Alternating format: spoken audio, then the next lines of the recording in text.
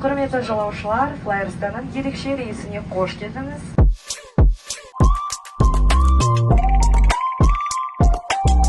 Неге ерекше десеңіз, себебі бүгін сіздер үшін тосын сыйлар мен қызықтар күтуде.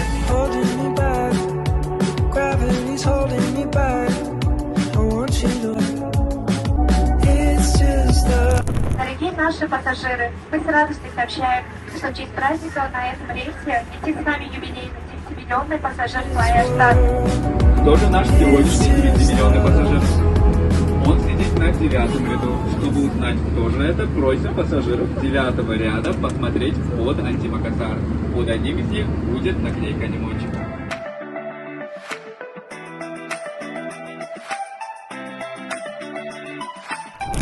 Саламатсыздар ма? Мен есімім Қарайба Сандуғаш. Мен Алматыға командировкамен келгем негізі. Флайерстан самолетіне мен бірінші рет қонып тұрмын ұшаққа. Күтпеген жағдай болды. Сыйлықтар алу күн-күнге де жақсы ғой енді. Оның астында 8 наурыз мерекесіне орай бірінші рет құттықтап жатқан Флайерстанға үлкен рахметімді, алғысымды білдіремін. В честь праздника мы подготовили небольшой подарок для наших пассажиров женского пола. Еще раз поздравляем вас с наступающим праздником.